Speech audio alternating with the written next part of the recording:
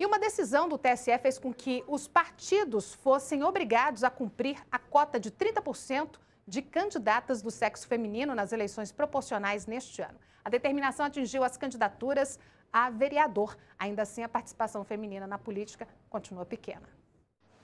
As mulheres representam hoje pouco mais da metade dos eleitores brasileiros. Milhões delas escolhem neste domingo os novos vereadores e prefeitos.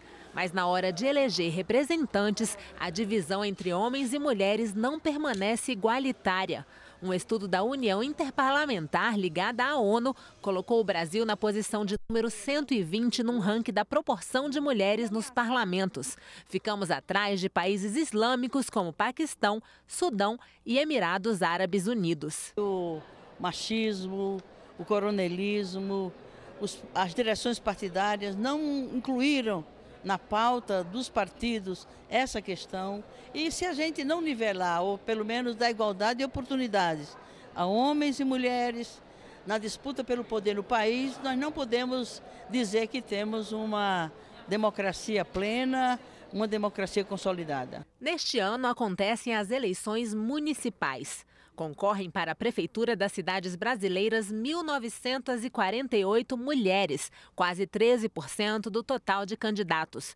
Número um pouco maior do que nas eleições municipais anteriores, quando 1.743 candidatas do sexo feminino, ou 11% do total, se inscreveram.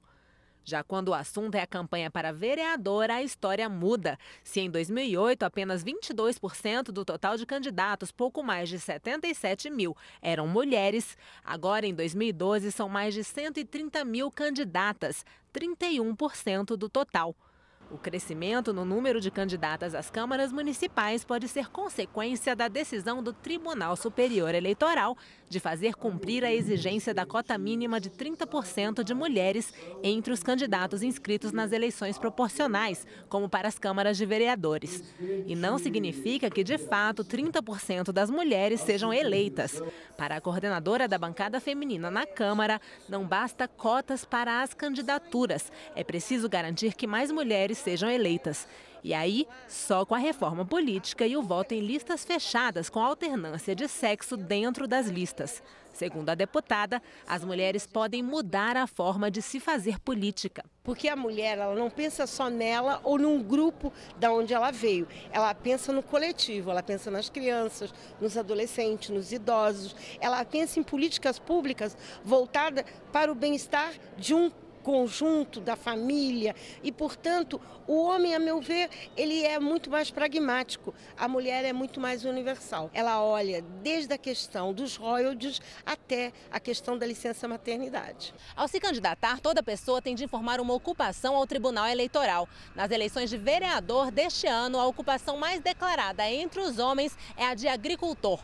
Já entre as mulheres, ganha em disparado a ocupação de dona de casa, com 20 mil candidatas, 15% do total.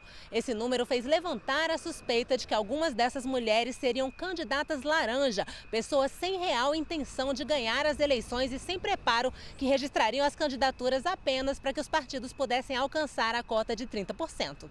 Mas a consultora da Câmara e autora do livro A Mulher Candidata defende que é melhor tirar o foco da possibilidade de candidatas laranjas e trabalhar para capacitar mais as mulheres na política. Eu sei que às vezes se diz, não, é só para preencher vaga, não estão prontas, mas a gente sabe, eu trabalho em partido há muitos anos e a gente percebe que as mulheres estão prontas sim.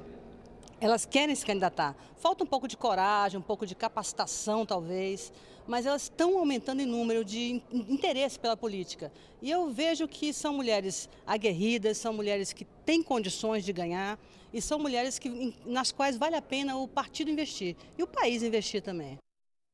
Vamos ouvir agora a opinião do relator da reforma política na Câmara, deputado Henrique Fontana, do PT do Rio Grande do Sul. Ele foi entrevistado pela jornalista Aline Machado e falou sobre cotas para mulheres.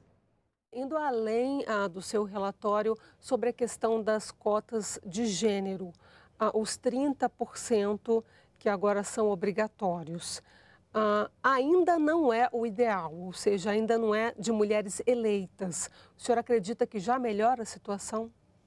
Melhora bastante, eu tenho assegurado em muitos debates que eu participei ao longo deste caminho todo da reforma política, né, da preparação do relatório e depois da apresentação, que com este sistema seguramente o número de mulheres no parlamento brasileiro no mínimo duplicará, porque hoje nós temos em torno de 50 mulheres num parlamento de 513, o que mostra um grave problema da democracia brasileira, né? A representação de gênero está explicitamente discriminada no parlamento brasileiro. Nós deveríamos ter, idealmente, uma aproximação maior, né, do número de mulheres e homens no parlamento. Mas se os partidos fizesse, estão preparados? Isso que eu disse, se eu fizesse uma modificação, como reivindico alguns setores legitimamente ligado à luta da igualdade de gênero na política, em outros, e na vida como um todo, que aliás é algo que eu defendo com toda a convicção, se nós fizéssemos um passo pleno de mudança, ou seja, exigir que a metade do parlamento, metade das candidaturas fossem mulheres e metade homens, inclusive a metade dos eleitos, nós criaríamos uma situação totalmente artificial na correlação de forças atual. E não se conseguiria aprovar este relatório, que é importante as pessoas compreenderem que um relator não faz o relatório dos seus sonhos. Ele tem a obrigação de buscar um relatório para aprovar mudanças que melhorem a política brasileira, porque são passos no sentido de se chegar naquilo que é o ideal. Então eu penso que uma reforma como essa, qual é a exigência que está no meu relatório? De cada 3 candidaturas apresentadas por cada partido, uma tem que ser de sexo diferente. Ou 2 mulheres e um homem, ou 2 homens e uma mulher, que é o que mais frequentemente vai acontecer pela nossa cultura, né, política de hoje, do Brasil de hoje.